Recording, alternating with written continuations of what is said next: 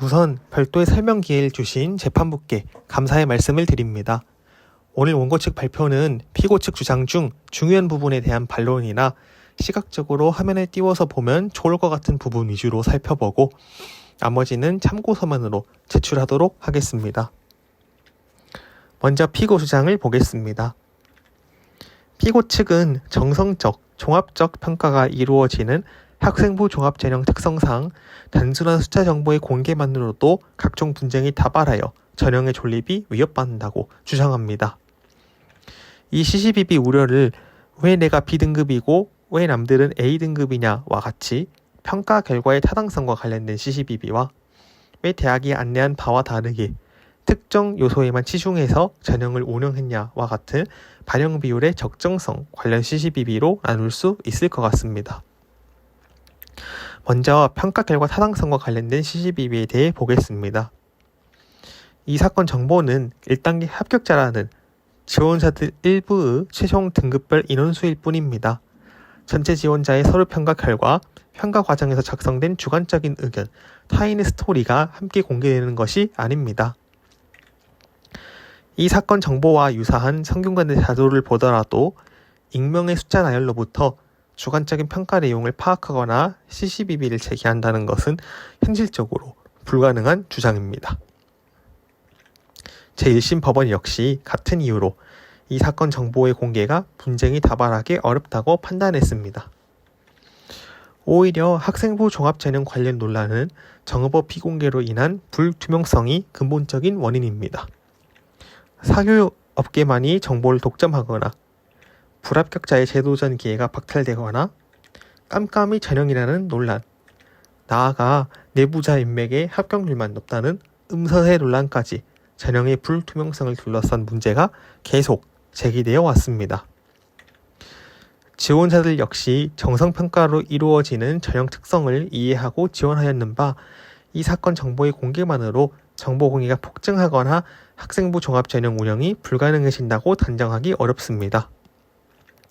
오히려 피고는 학생부 종합전형 운영 명목으로 연간 수십억 원의 국고보조금을 받아왔는 바 전형 운영의 투명성 확보를 위해 최소한의 정보 공개를 통한 검증이 이루어질 필요가 있습니다. 다음은 반영 비율 관련된 시시비비에 대해 보겠습니다. 대학은 반영 비율과 관련하여 사정 모형을 자유롭게 설정하여 운영할 자율성은 있지만 이를 지원자에게 숨겨가며 운영할 자율성까지 가진다고 보기는 어렵습니다. 이미 다수의 대학들이 서류 100%로 합격자를 선발해 오고 있는 바 이 사건 정보의 공개만으로 이 사건 전형 운영이 불가능해진다고 단정하기 어렵습니다. 고등교육법 및 대학 입학 전형 기본사항 등 관련 법령의 취지에 따르더라도 전형 요소의 실제 반영 방법은 공개 대상입니다. 교육부 지침에서는 전형 요소의 총점, 최저점, 등급 간 점수 차로부터 유출되는 등급별 점수까지 공개 대상으로 규정하고 있습니다. 서류평가 등급별 점수가 간접적으로 공개되므로 비공개 대상 정보라는 피고 측 주장은 교육부 지침과 정면으로 배치됩니다. 다만 이 사건 정보가 공개되면 피고가 교육부의 민원 처리에 개입하거나 대학 어디가 자료 삭제를 지시하였다는 소위 국정개입 논란이 일어나 업무에 지장을 줄 수 있을 것으로 생각됩니다.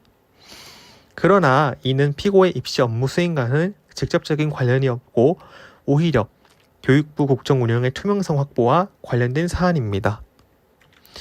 2022년 7월 당시 상황을 되짚어보면 원고가 교육부에 해당 규정의 존재를 제시하자 놀라움을 표해놓고는 정작 이후의 규정에 대한 답변은 회피한 채 뜬금없이 학생부 종합전형은 예측 가능성이 우수한 전형이라는 마치 피고가 작성한 듯한 답변만을 반복했습니다.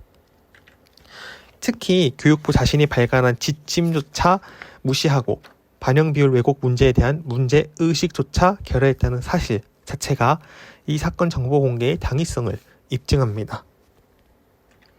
다음으로 피고는 이 사건 정보가 공개되면 평가위원회 신원이 노출되거나 심리적으로 향후 평가 업무에 소극적으로 임하거나 꺼리게 된 우려가 있다고 주장합니다.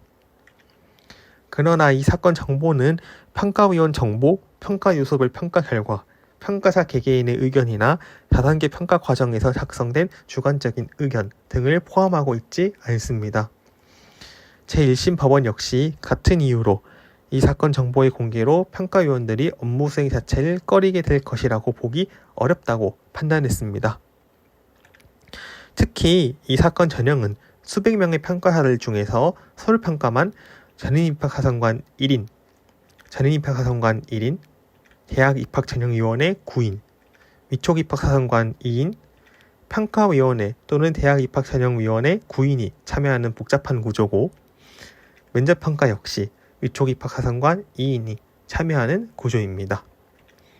이러한 중간 과정이 모두 생략된 채 최종적으로 산출된 원점수만 공개되는 이상 평가위원 개개인에게 심리적 부담을 준다고 보기는 어렵습니다.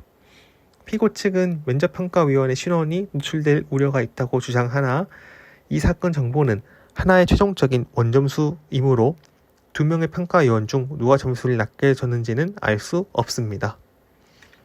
더구나 이 사건 전형은 서류평가와 면접평가가 각각 독립적으로 이루어진 후 점수를 합산하여 최종 합격자를 선발하는 구조로 특정 평가사 1인의 판단이 합격 여부를 좌우할 수 없다는 점에서도 피고 주장은 부당합니다. 다음으로 피고는 이 사건 정보가 공개될 경우 사교육 업체가 독식하는 등 부당한 목적으로 사용될 수 있다고 주장합니다.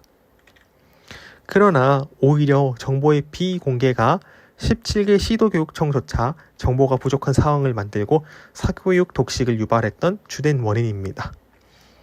과거에 전북교육청에서 피고 입학사정관을 초청했을 때도 피고는 면접 및 구술고사가 100으로 반영된다고 설명하였으나 실제로는 그렇지 않았던 정황이 확인됩니다. 이는 피고가 교육청에게조차 거짓말을 일삼았음을 보여주는 예이자 피고가 오히려 비공개 정보를 부당하게 사용하고 있음을 시사합니다. 다음은 반영비율 왜곡 문제입니다. 이 사건 정보는 피고가 전형 요소를 실제로 어떻게 반영했는지를 확인할 수 있는 유일한 수단입니다. 안내서에 서류평가 100, 면접 및 구술고사 100으로 기재되어 있더라도 반영 비율을 왜곡하는 방법은 문제의 환산식 외에도 다양하며 통계는 본질적으로 왜곡하기 쉬운 특성이 있으므로 원본 데이터의 공개를 통한 검증이 필수적입니다. 설명에 앞서 이 사건 전형의 기본적인 반영 구조를 살펴보겠습니다. 1단계 서류평가는 100점 만점으로 7개 종류의 이산적인 점수가 부여되고 여기서 2배수를 선발합니다. 이후 2단계에서는 면접 및 구술고사 점수 100점을 합산하여 총점 200점 만점 기준으로 최종 합격자를 선발합니다. 반영 비율을 왜곡할 수 있는 방법에 대해 알아보겠습니다. 문제의 환산식 외에도 등급 간 점수차 조정, 등급별 인원수 조정, 특정 등급 몰아주기 등 정말 다양한 방법이 있는데요. 먼저 등급 간 점수차를 조정하는 방법을 보겠습니다. 왼쪽, 오른쪽 각각 1단계 서류평가를 마친 상황인데요. 왼쪽은 A뿔을 100점, A를 85점으로 설정한 경우이고 반면에 오른쪽은 A뿔이 100점, A가 30점으로 설정된 경우입니다. 이와 같이 1단계를 마치고 2단계 면접평가로 진출을 시키면 왼쪽의 경우 A뿔은 A에 비해 15점의 우위만 가지므로 100점 만점인 2단계 면접평가에서 충분히 뒤집힐 수 있습니다. 반면 우측의 경우에는 70점의 격차가 발생하여 사실상 서류평가만으로 최종 합격자가 결정되는 효과가 나옵니다. 다음은 등급 인원수를 조정하는 방식입니다. 마찬가지로 1단계 서류평가를 마친 상황에서 왼쪽은 A뿔을 2명 부여한 경우이고 오른쪽은 A뿔 1명, A 없고 B뿔 없고 B 2명을 부여한 경우입니다. 이후 2단계 면접평가로 진출을 시키면 왼쪽에서는 1단계 합격자들의 서류평가 점수가 동일하므로 면접평가만으로 최종 합격자가 결정되지만 오른쪽에서는 1단계 점수차가 45점이나 발생하여 서류평가의 영향력이 예상보다 커지게 됩니다. 실제로 피고는 지역균형 선발 전형 1단계 합격자들 몰래 전원에게 C등급을 부여하여 전원 불합격시킨 전적이 있습니다. 이러한 사례에 비추어 보더라도 전형 운영의 투명성 확보라는 이 사건 정보 공개의 필요성은 충분히 인정됩니다. 다음은 통계의 취약성에 대한 이야기입니다. 전체가 아닌 부분적인 정보나 통계는 실제 상황을 정확히 반영하지 못하고 통계 발행 주체에 따라 왜곡되기 쉽습니다. 통계학에서 유명한 일화로 심슨의 역설이라는 게 있는데요. 아래 표와 같이 A학과, B학과, 그리고 전체 합계의 남학생과 여학생 합격률의 통계를 내었을 때 A학과, B학과 각각에 대해서 따져보면 둘 다 여학생 합격률이 월등히 높게 나오지만 전체 합계를 따져보면 역설적이게도 남학생 합격률이 더 높게 나타난다는 일화입니다. 그럼에도 피고는 자신들이 발간한 안내서 외의 정보는 일절 공개할 수 없다고 주장하는데 이는 결국 전체 총점만 공개하고 학과별 데이터는 비공개하여 통계 함정을 방치하겠다는 주장에 불과합니다. 원본 데이터나 전체 등급 분포의 검증이 필수적입니다. 다음으로 이 사건 전형의 유력한 사정 모형과 관련하여 설명드리겠습니다. 이 사건 전형의 서류평가는 처음부터 최고점 100점, 최저점 0점으로 운영된 반면 면접 및 구술고사는 0점에서 10점으로 축소평가되었습니다.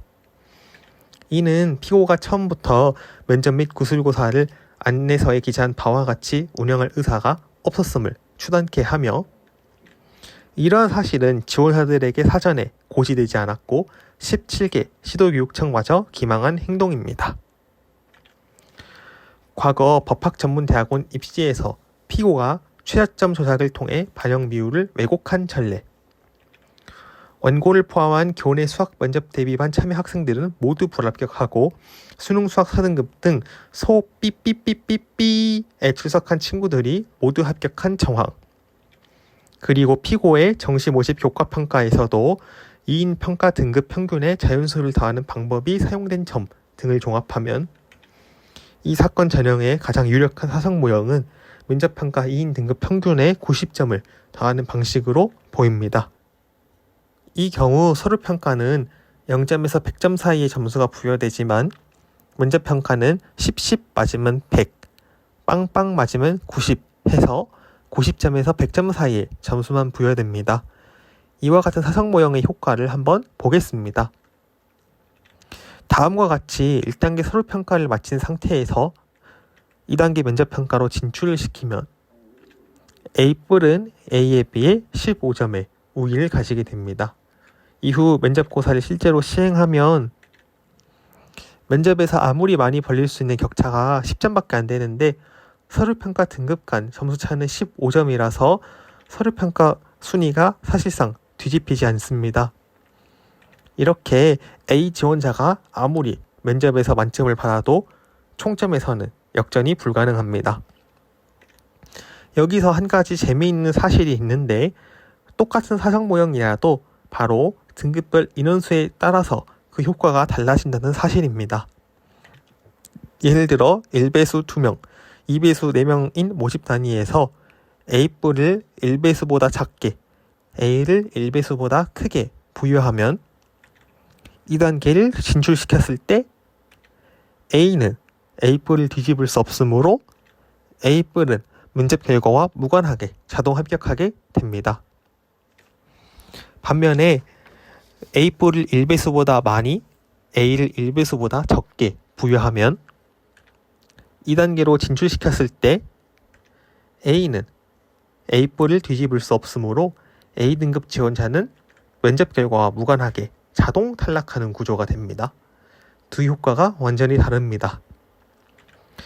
A뿔과 A를 각각 정확히 1배수씩 부여할 경우에는 마찬가지로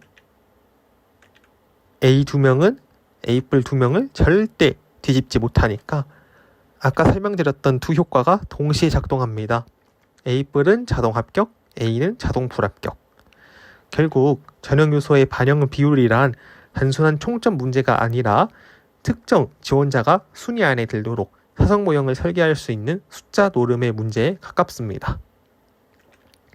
피고는 과거 이 사건 전형에서 서류평가만으로 합격자를 선발하는 우선 선발 제도를 폐지하겠다고 국회에서 증언한 바가 있습니다. 그래서 수시 우선 선발 제도를 아예 내일부터는 폐지해버리려고 그럽니다.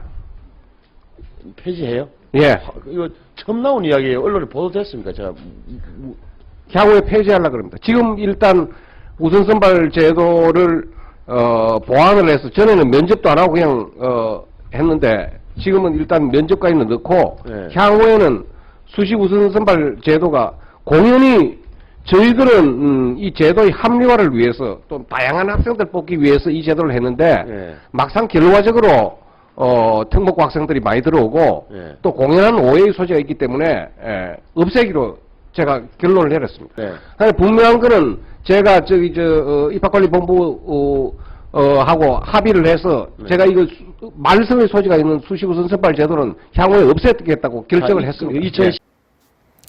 영상에서 확인되는 바와 같이 이 사건 전형의 서류평가가 말썽의 소지와 불필요한 논란을 초래해왔음은 피고 스스로도 인정한 사실입니다. 성낙인이 국회에서 위증을 했는지 또는 입학본부가 성낙인에게 위증을 교사했는지 여부 역시 전형 운영의 공정성과 국정 운영의 투명성과 직결된 사안입니다.